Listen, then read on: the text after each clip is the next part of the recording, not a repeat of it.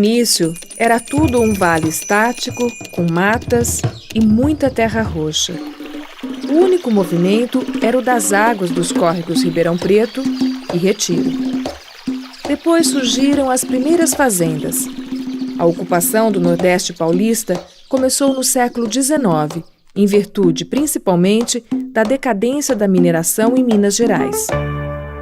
Entre as primeiras famílias a ocupar as terras que viriam a ser Ribeirão Preto, estava a família Borges da Costa. José Borges da Costa é um dos personagens mais interessantes nessa história do alvorecer de Ribeirão Preto, né?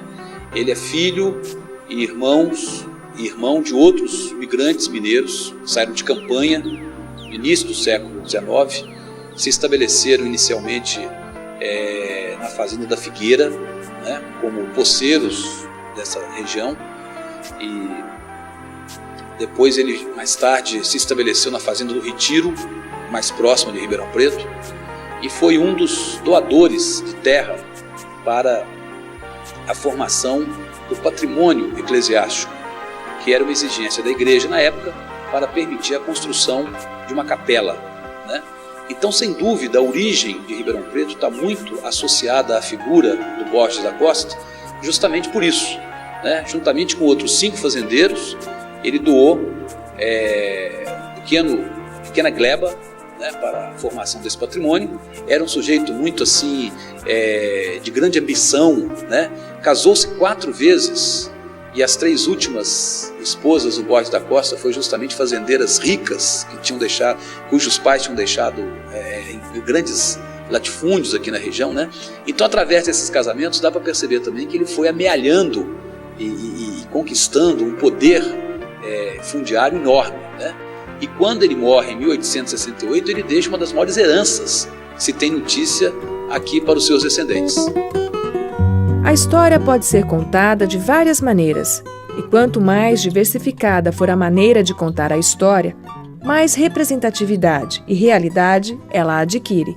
No caso de Ribeirão Preto, a história pode ser contada sobre a versão religiosa, política, econômica, entre outras.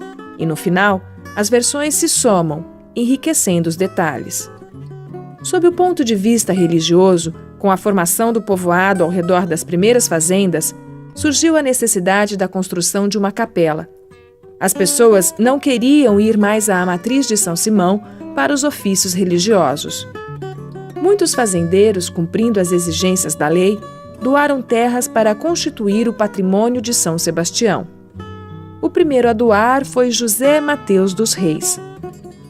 De posse dos documentos de doações, os fazendeiros, unidos pelo mesmo objetivo, enviaram uma carta ao vigário Jeremias José Nogueira.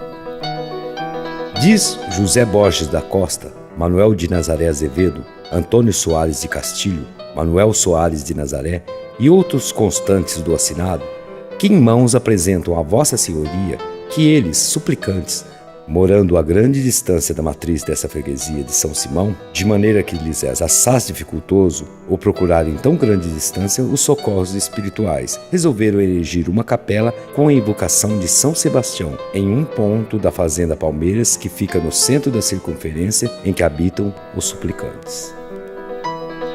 Sob a versão política, a história de Ribeirão Preto começa um pouco antes, em 1950, quando o Império criou a Lei de Terra e os fazendeiros da época tiveram que comprovar suas posses para garantir as propriedades. A Lei de Terras ela foi criada em 1850, ainda por iniciativa do governo imperial, né? Ela tinha vários objetivos. O primeiro deles era transferir o capital hipotecado que estava na mão dos fazendeiros, que estava representado pelo escravo, né? Porque desde muito antes da Lei Áurea já se sabia que o escravo não duraria muito tempo, porque era o período da Revolução Industrial, né, expansão capitalista, então sabia-se que o escravo não representava poder de compra nenhum.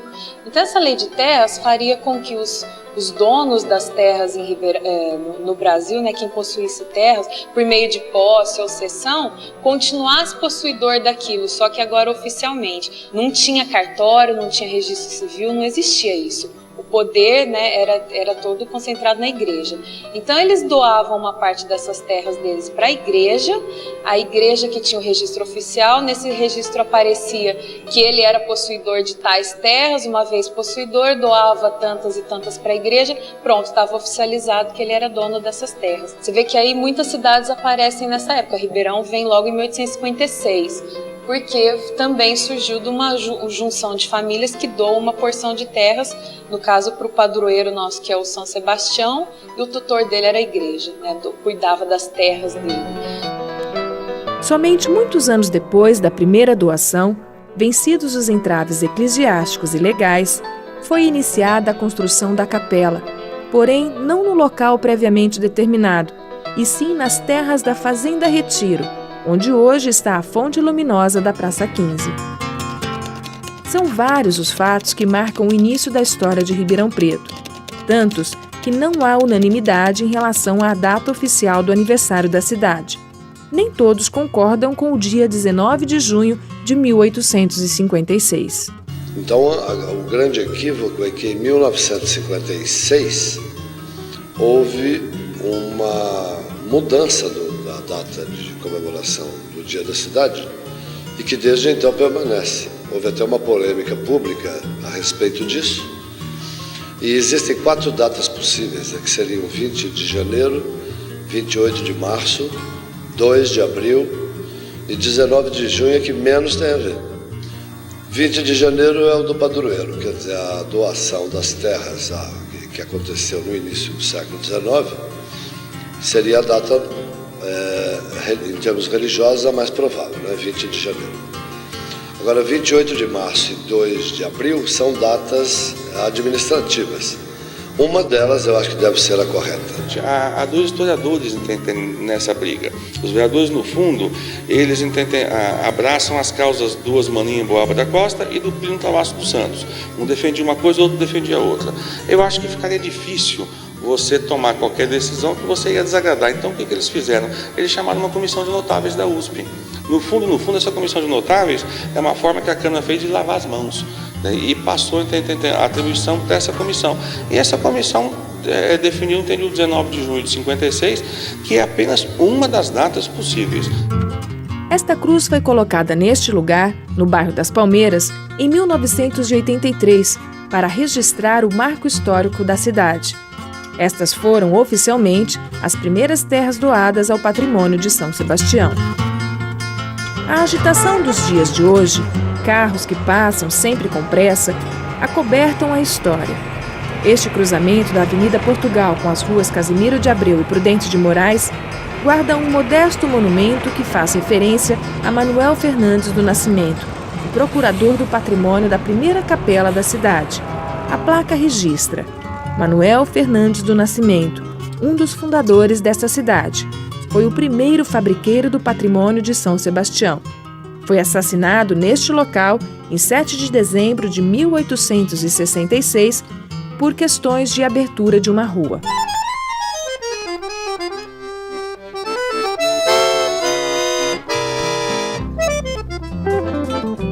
De povoado a freguesia, de freguesia à vila, de vila a município, Ribeirão Preto começou a escrever sua própria história política em 1874, com as primeiras eleições para a escolha dos vereadores. Neste ano, na pequena vila, tinham apenas 4 ruas, 6 travessas e 2 largos. Foi nesta época, exatamente em 1876, que o médico e agrônomo Luiz Pereira Barreto veio para Ribeirão, acompanhado de seus irmãos. Ele era um cientista, estudou na Europa, em Bruxelas, e ele fez a primeira operação de crânio, trepanação. Ele escrevia livros filosóficos. Ele era ideologicamente um fanático do positivismo. Mas ele era um homem que entendia de tudo. Por exemplo, a descoberta que o mosquito transmitia a febre amarela é dele, só que não foi oficializado. E ele criou aqui um tipo de café que fez história, o café Bourbon. O entusiasmo de Luiz Pereira Barreto com a produtividade da terra roxa era tanto que ao escrever artigos para revistas do mundo inteiro enaltecendo o Eldorado do café, ele incentivou a vinda de muitos fazendeiros para esta localidade. Foi o maior intelectual da história do Ribeirão Preto. Luiz Pereira Barreto, é daquela família Barreto do estado do Rio, e como ele era articulista de imprensa, ele escrevia muito no Estadão, ele divulgava Ribeirão Preto tremendamente. E ele que propiciou a vinda dos imigrantes para Ribeirão Preto. Tanto ele quanto o Martinico Prado foram os dois primeiros grandes propagandistas do café da terra roxa, né, das qualidades da terra roxa. Eles publicaram vários artigos em âmbito nacional sobre as qualidades da terra na região, e isso despertou o interesse da compra de terras aqui para a produção de café. Alguns produtores de café daquela época se tornaram reis sem monarquia. Eles criaram quase que verdadeiros estados. O Dumont tinha até estrada de ferro lá dentro era enorme aquilo, a fazenda lá em Dumont. O Schmidt criou até moeda. Então era tanta riqueza que eles tinham poder, ainda mais que estavam distante da corte, né? Então eles eram verdadeiros pequenos estados. Henrique Dumont, pai de Alberto Santos Dumont, e Francisco Schmidt, um imigrante alemão que chegou aqui para trabalhar nas fazendas, tornaram-se os maiores produtores de café do mundo. Os números de pés de café plantados nas fazendas de Ribeirão Preto e região cresciam a cada safra, garantindo assim a vinda de novos produtores. A expansão da agricultura cafeeira trouxe também a instalação da Mogiana. A Mogiana, que chega aqui com seus trilhos em 1883, foi de grande importância para Ribeirão Preto, porque até então a nossa produção de café, que já era grande, já era importante, ela tinha diante de si um obstáculo muito grande, que era a questão do transporte. Como transportar essa produção até o Porto de Santos? E a instalação da Mogiana possibilitou o transporte dessa grande produção de café de forma rápida, né, segura, mais barata, até o Porto de Santos, de onde então ele era exportado para o resto do mercado internacional. Essa Mogiana ela vai trazer mais imigrantes, vai possibilitar o aumento do comércio, o fluxo de mercadorias, e isso faz com que a cidade cresça muito rapidamente. Então, de 1883 até 1910, nós temos um aumento populacional muito expressivo e, consequentemente, uma ampliação da área urbana. Os trilhos do trem garantiram o desenvolvimento em ritmo acelerado.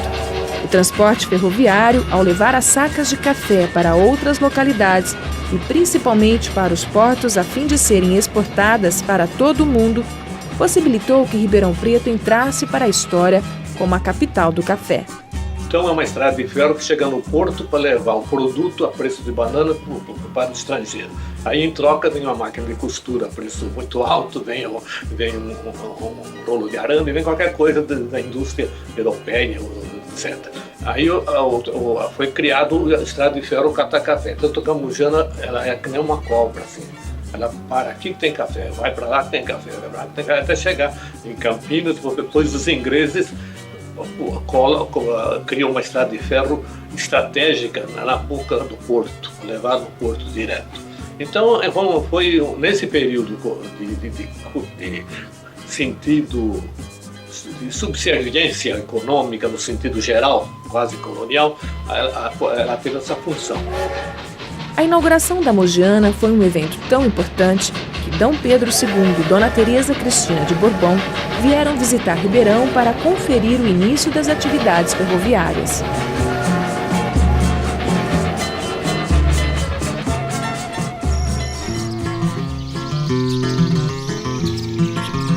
Essas figueiras, imponentemente postadas onde hoje está a Praça 15, foram plantadas, segundo relatos de Rubens Cioni, em 1886, há exatos 120 anos. Porém, para o historiador Prisco da Cruz Prates, esta figueira, em especial, já estava aqui antes deste lugar virar uma vila, podendo ter, então, mais de 160 anos. Um dia depois do outro, e a história registrava o crescimento da vila. Segundo dados do recenseamento de 1887, viviam em Ribeirão 10.420 pessoas, sendo 1.379 escravos. Mas a abolição era uma realidade por estes lados do país. O vereador Rodrigo Pereira Barreto colheu assinaturas no Livro da Redenção, um ano antes da aprovação da Lei Áurea. E ele não era o único a vislumbrar o futuro. Martinho Prado já enxergava na imigração a alternativa para o desenvolvimento da região. O Martinho foi um desbravador assim, muito importante para a época dele. Ele nasceu em 1843 e era uma época difícil de você se movimentar. Em 1882, né,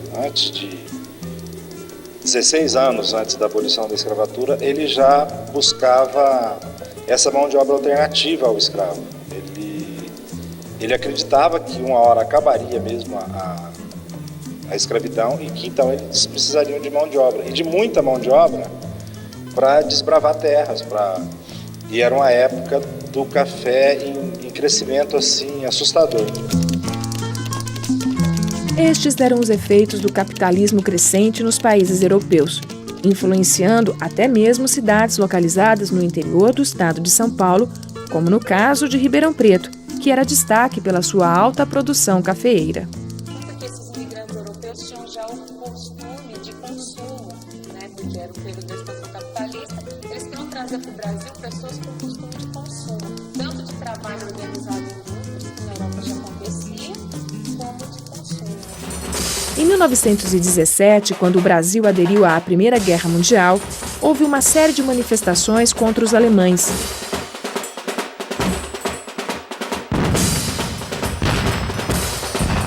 Era presidente da Câmara de Ribeirão Preto naquela época o rei do café, o coronel Francisco Schmidt, um alemão que renunciou ao cargo.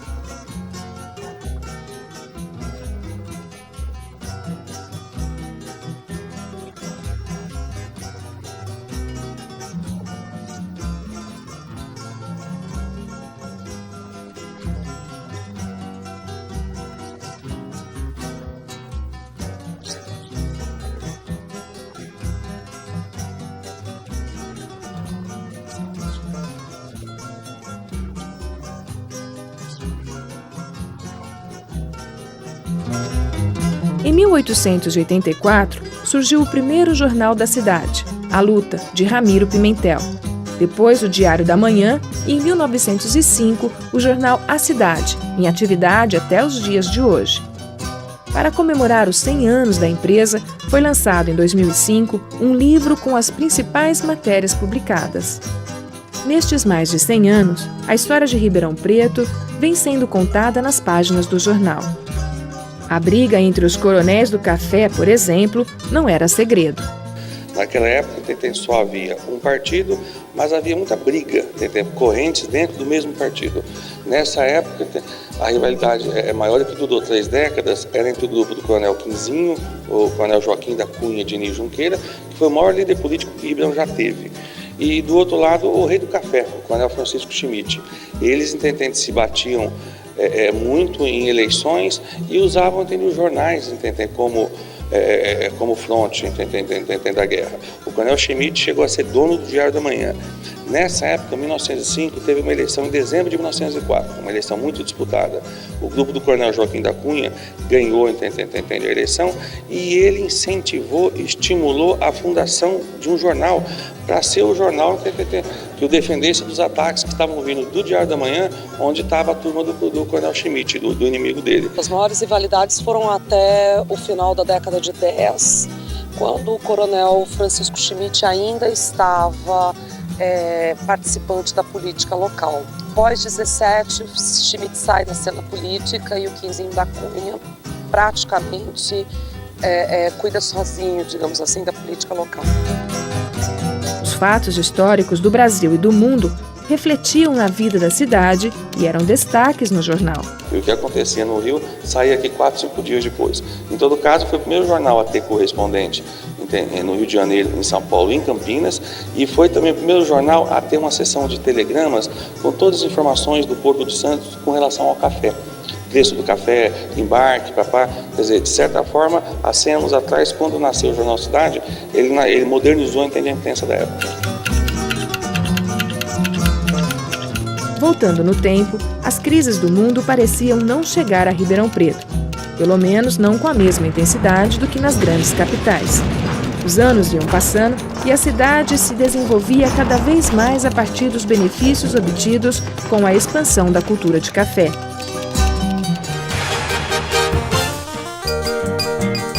No período de 1911 e 1915, foram inauguradas duas importantes indústrias em Ribeirão Preto: a Companhia Antártica e a Cervejaria Paulista.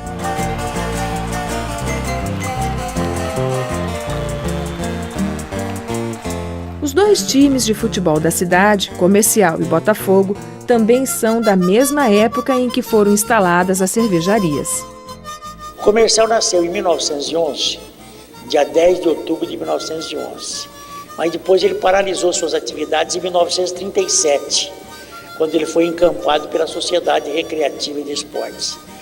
Em 1954, ele retornou às atividades e está até hoje. O Botafogo nasceu em 12 de outubro de 1918 e nunca parou, nunca interrompeu suas atividades e vem até hoje. Na paralisação do Comercial de 11 a 37, claro, ficaram poucos adeptos, até voltar em 54.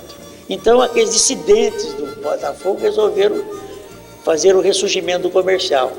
Aí o Comercial fez uma fusão com o Paineira para poder voltar às atividades futebolistas. Então surgiu, o Comercial ressurgiu daqueles dissidentes do Botafogo. Aí depois foi ganhando seus próprios adeptos. A rivalidade entre os dois times também é antiga. A rivalidade sempre existiu. Eu pelo menos acompanhei desde 1954, né? Quando ressurgiu o Comercial, aí nós tivemos o primeiro Come Fogo, né? E Come Fogo é uma sigla que foi idealizada pelo Lúcio Mendes, né? Comercial e Botafogo. E o primeiro Come Fogo foi disputado lá em Luiz Pereira, em 1954. E foi 1-1 o jogo. E o Comercial ressurgiu, o Botafogo já estava em atividade, e foi um feito extraordinário para o Comercial. Então aí começou aquela rivalidade muito grande. Tem mais anti-botafoguense no Comercial e anticomercialino no Botafogo do que propriamente comercialino e botafoguense. Apesar da baixa dos times da cidade, não há concordância entre torcedores e dirigentes na unificação dos dois em um único time. Não, isso não tem. Essa possibilidade não tem. E quem tiver a coragem de falar isso, fazer um comentário no rádio, no jornal, vai ser criticado e muito pelos próprios torcedores. Eles não admitem, né? Aí começa aquela história, vai jogar em que campo? Camisa de quem? Como vai chamar? Então não existe essa possibilidade. Rivalidade esportiva à parte, as mudanças mais significativas na estrutura econômica do município de Ribeirão Preto foram sentidas em 1929, com a queda da Bolsa de Nova York. O mundo sentiu os abalos dos fatos ocorridos no centro financeiro dos Estados Unidos. A queda da Bolsa de Nova York em 29, ela foi expressiva em nível mundial. Sem dúvida nenhuma, foi um abalo, foi um baque muito forte, né? Não só para a economia nacional, mas também para a nossa economia da região. Quando você está em crise econômica, a primeira coisa que faz é cortar o supérfluo, e o café era a sobremesa. E de uma hora para outra, a partir da quebra da Bolsa de Nova York, o preço do mercado de café, né, se reduziu muito e grandes mercados consumidores se retraíram. E tanto a Europa quanto os Estados Unidos reduziram muito a compra de café. Isso acabou refletindo nos grandes centros de café. Né, você tem uma avalanche enorme de estoques de café e isso evidentemente afetou a principal região produtora do país, que era Ribeirão Preto, que era o Oeste Paulista, né? Então a produção de café começou a entrar gradativamente em decadência. Mesmo ainda criança, com 9 anos, o ator e ex-vereador José Velloni guarda na memória os reflexos da crise de 29. Eu tenho lembrança que eu ia no Museu Municipal hoje, ia ver queimar café lá.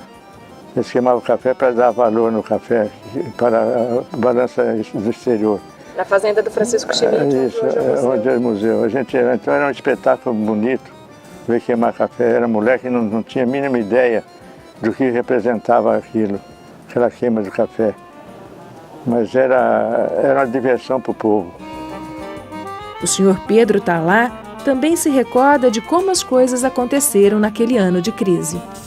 Aqui na rua São Sebastião, em Ribeirão Preto, tinha um verdadeiro pool de escritórios de café. E eles foram fechando um a um. Dona Anice Pena ainda era uma menina, mas se lembra da crise vivida pelo pai, o empresário Manuel Pena. Depois da queda do café, 29, Ribeirão Preto ficou assim, triste. Era uma cidade parada, uma cidade sofrida, porque o desenvolvimento era muito grande e com a queda do café, todos os fazendeiros pagaram um tributo de sofrimento.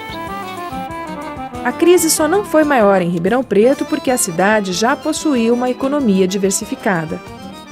Porque a cidade não dependia só do café. Ao contrário do que muitos dizem e pensam, né, que Ribeirão Preto parou quando houve o crack, que Ribeirão dependia do café, não dependia. Antes da crise mundial, Ribeirão Preto já tinha uma economia muito diversificada.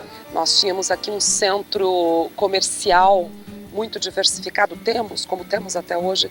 Já tínhamos indústrias e já tínhamos algumas outras culturas, embora incipientes, próximas do café. Aqui já tinha gerado uma rede de serviços imensa. Era realmente uma economia forte, uma economia diversificada e que dependeu também, para se estruturar, dependeu muito da presença aqui dos imigrantes europeus, né?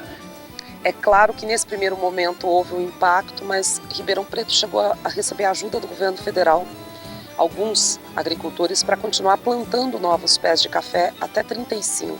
E com isso, Ribeirão Preto pôde se firmar, inclusive a partir daí, como um grande centro econômico regional do Nordeste do estado de São Paulo. Com a queda do café, os grandes fazendeiros venderam muitas de suas propriedades e os imigrantes tiveram a chance de tornarem-se produtores. No lugar da monocultura do café, diversificaram ainda mais a agricultura regional, investindo em plantações de milho, soja, algodão, arroz e principalmente a cana-de-açúcar, que viria a ser a nova sustentação econômica de todo o Nordeste paulista. Apesar da crise, em 1930, a cidade viveu um momento cultural muito importante com a inauguração do Teatro Pedro II, construído no final da década de 20, ainda com o dinheiro do café. Nesta época, era prefeito da cidade Joaquim Camilo de Moraes Matos. Ele ficou à frente da prefeitura pouco mais de um ano. Camilo de Matos foi deposto pela Revolução de 30. A festa de inauguração do teatro, considerado o 4º maior teatro de ópera do Brasil, movimentou a cidade. 8 de outubro de 1930, inauguraram o Pedro II com um grande teatro, usando como um filme da época. Era uma festa. No dia dessa festa, o Brasil estava incendiado. O Getúlio já tinha saído com a tropa do dia 13 de outubro de Porto Alegre e estava subindo, e Revolução no Norte, em todo lugar. A Revolução de 30, a única revolução que houve no país, estava no mundo, no Brasil todo, menos no Ribeirão Preto. Aqui estavam em festa inaugurando o Pedro II, 8 de outubro de 1930. O prédio viveu os altos e baixos da história de Ribeirão Preto. Na década de 60, suas luxuosas instalações eram usadas para a exibição de filmes. O descaso com o prédio era evidente, tanto que em 1980, por causa de um curto-circuito, o teatro foi incendiado e ficou fechado até 1991, quando as obras de restauro foram iniciadas. No dia 27 de maio de 1996, a plateia aplaudiu o renascimento do fabuloso teatro, que revitalizou todo o quarteirão paulista. A escolha do nome da casa de espetáculo foi feita pelos leitores do jornal A Cidade.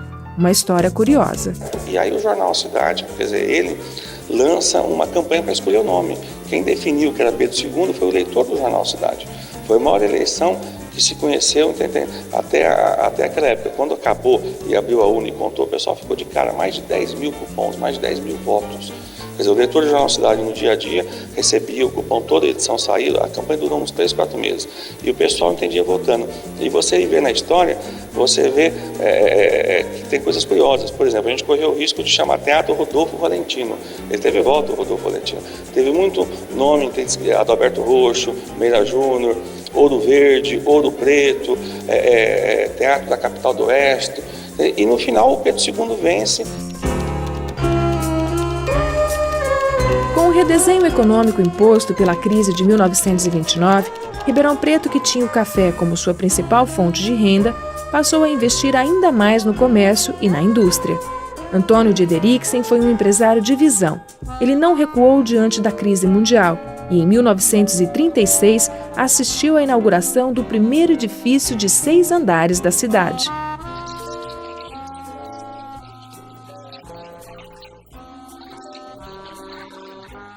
Dona Nice lembra da festa de inauguração do prédio. Eu era mocinha, havia um projeto deles construírem alguma coisa para deixar na cidade. Aí eles resolveram comprar aquele terreno, que era do Quinzinho da Cunha, e fizeram esse prédio, que eu digo que é uma ideia de um shopping para uma cidade do interior. Era uma visão de progresso e, mais do que nunca, de amor à terra. A empresa de Ederiksen mudou de nome, mas continua no mercado de Ribeirão Preto. Com 102 anos de atividade comercial, é uma das mais antigas empresas criadas na cidade.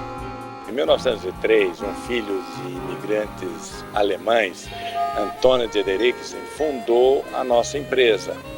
Era uma empresa de secos e molhados, de qualquer tipo de atividade de comércio. Então vendia peneira, enxada, vendia panela, vendia fogareiro, enfim, não existia indústria brasileira. Então isso era uma importadora. Como ele viu o advento do surgimento de veículos, ele trouxe também, em 1905, o primeiro veículo para Ribeirão. Era um veículo muito interessante, de roda de madeira, borracha de pneu maciça e partida na manivela. Isso foi o nosso primeiro veículo, que levou 6 meses para ser montado esse carro, que veio em partes, e mais 3 meses para vir um combustível. Naquele tempo já era a gasolina. E com isso nós tivemos a primeira entrega de veículo. Embora a 313 quilômetros de distância da capital, Ribeirão Preto vivenciava na década de 30 todas as inovações do mundo. Poucas capitais possuíam uma emissora de rádio quando a PRA7 se instalou na cidade. E Ribeirão Preto foi a primeira cidade fora de uma capital a ter uma emissora de rádio. Por isso, a PRA7 é a primeira rádio do interior do Brasil. Naquela época, a radiodifusão era uma novidade para muitas pessoas, e algumas que eram mais ligadas a essa questão eletrônica, à montagem de aparelhos, ao início do telégrafo, da radiotelegrafia, o telégrafo sem fio, essas pessoas se interessaram em estudar este fenômeno, né? Roquete Pinto, que é o pai do rádio no Brasil, foi um dos primeiros a ter este tipo de interesse. Houve naquela época, e durou por muito tempo, um encantamento por parte dos ouvintes. E a PRA7 veio como uma novidade. As pessoas acostumadas somente ao jornal, o impresso, de repente tinham um veículo que se ouvia a voz de outras pessoas que estavam em outros locais, por um meio de propagação em que ninguém podia tocar, no qual ninguém podia tocar, ninguém podia ver esse meio de propagação, que são as ondas sonoras, as ondas de rádio, e essas pessoas, de repente, se viram encantadas por essa novidade.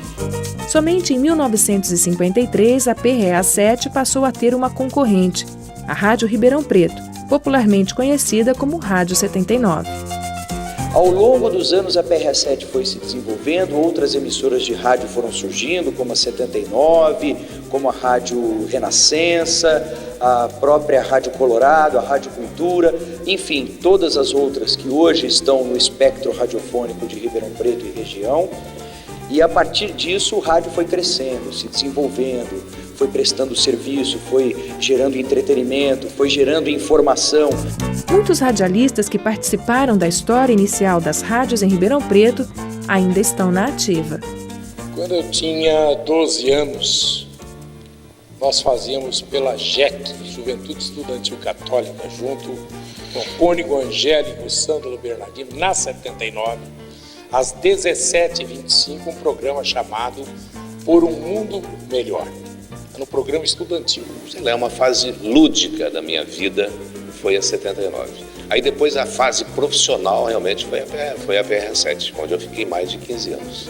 Pelas mãos do Sebastião Porto, eu consegui marcar um teste quando ia ser inaugurada a terceira estação de rádio de Ribeirão Preto, que seria, no caso, a Rádio Brasiliense. Uma fila de mais de 300 rapazes ali na rua Tibiriçá, virando pela São Sebastião. Eu fui um dos rapazes que conseguimos passar no teste.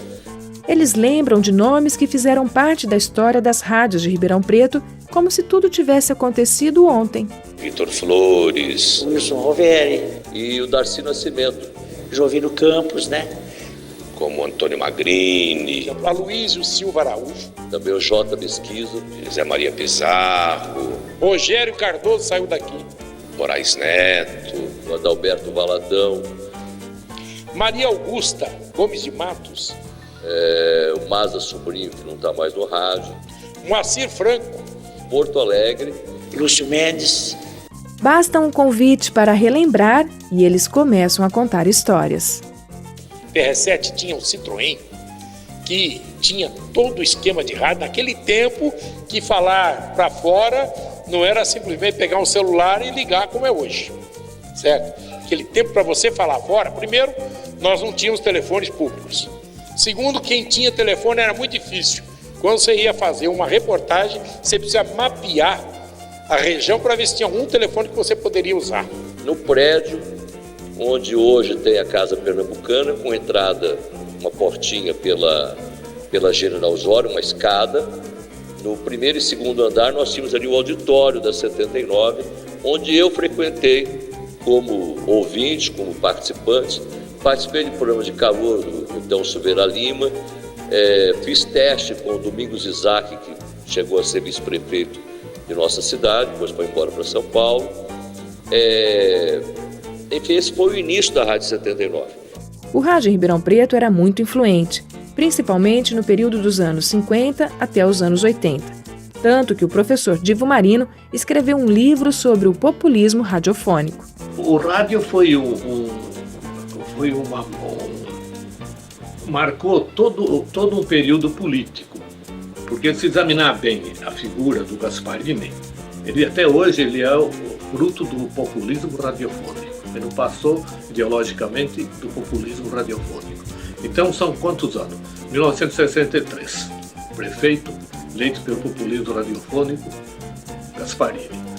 Estamos em 2006, 50 anos depois, prefeito Gasparini, também eleito pelo populismo radiofônico, e se transformou, porque agora tem a televisão. A PRA7 foi apoiadora do Centro de Debates, uma iniciativa dos intelectuais da cidade que influenciava a vida política de Ribeirão Preto. Eles criaram como se fosse uma ONG, era uma instituição que tinha o estatuto próprio, que tinha regras próprias, e essa instituição tinha o objetivo de fomentar a discussão política, o pensamento político e principalmente a consciência crítica em relação à política em Ribeirão Preto. E o Centro de Debates Culturais tinha uma participação muito grande na política, já. Então naquela época já nós tínhamos participantes de rádio que faziam parte da política local. Eram intelectuais da cidade que tinham interesse em sempre, toda semana, debater um tema de grande importância para Ribeirão Preto e para o Brasil. Ribeirão Preto é hoje uma cidade chamada de polo educacional. É sede de universidades, faculdades, centros universitários e escolas que atendem a mais de 250 mil estudantes, sendo 26 mil universitários. A USP de Ribeirão Preto emprestou seu prestígio à cidade e hoje, principalmente na área da saúde, está entre as melhores do mundo. E essa vacina que o professor Célio Lopes está produzindo é uma vacina que, além dela ter um efeito preventivo, ela provavelmente tem um efeito curativo também. Portanto, o que nós estamos falando é de uma vacina que provavelmente vai beneficiar 2 milhões, 1/3 da população, 2 bilhões, 1/3 da população do mundo vai se beneficiar com a vacina desse tipo. Mas esta história começou em 1942 com a criação da EPA, Escola Prática de Agricultura Getúlio Vargas, instaladas nas terras da fazenda Monte Alegre, antiga propriedade do rei do café, Francisco Schmidt. Em 1948, a escola foi transformada na Faculdade de Medicina de Ribeirão Preto. A Faculdade de Medicina foi uma maneira também de trazer um desenvolvimento muito grande para Ribeirão. Não só pela parte científica, como pela parte na população mesmo. Zeferino Vaz foi o primeiro diretor da faculdade. Sendo um dos maiores homens da história de Ribeirão Preto, porque não é um simples diretor de escola de medicina. Ele procurou, naquele tempo, nomes de repercussão na ciência e na arte médica no mundo. Então ele fez essa tarefa para criar uma grande escola de medicina que na época foi a mais destacada na América do Sul. Zeferino Vaz foi um indivíduo que praticamente ele que organizou o processo de fundação dessa escola, acompanhou todo o processo e foi o primeiro diretor dessa faculdade. Durante 12 anos ele foi diretor.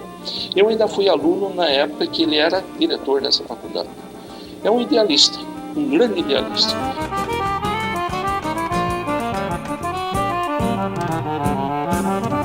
No passado, o dinheiro resultante de toda a produção agrícola, industrial e comercial da cidade era aplicado no desenvolvimento do próprio município.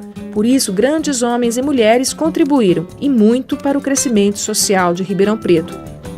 Francisco Schmidt foi quem viabilizou, por exemplo, a construção do Teatro Carlos Gomes.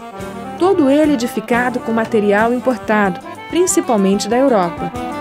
Infelizmente para a história, o teatro foi demolido em 1944, deixando um espaço vago na Praça Carlos Gomes. A demolição do Carlos Gomes, onde havia material importado de valores vitrais, as calhas de cobre desapareceram por completo. É um período em que em Ribeirão Preto existia uma mentalidade política meio retrógrada, né? Que aquele prédio jamais poderia ser demolido. O Teatro Carlos Gomes foi uma manifestação cultural muito importante. Vinha para cá uma Clara de la Guardia, seria uma Sofia Loren da época, só que em teatro. Quando ela vinha para Ribeirão, ia a banda de música na estação com rojões receber a Clara de la Guardia. Não? Isso não aconteceu mais com mulher alguma aqui, não é? Então, nesse sentido, aquele período do Teatro Carlos Gomes é um período cultural importante. A família Junqueira, através das ações do senhor Francisco Maximiano Junqueira, o coronel Quito e dona Teolinda de Andrade, assim fizeram muito para a cidade. A sede da Biblioteca Pública Altino Arantes foi uma doação da família, assim como o educandário que leva o nome de Quito Junqueira, local onde muitas crianças tiveram uma segunda chance.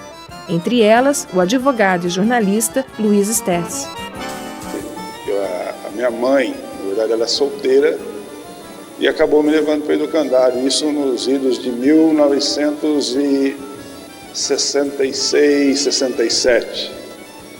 E para entrar, eu, como todos acreditam, chorei muito, porque foi uma ruptura, saindo de um lar, indo para um outro lar, né?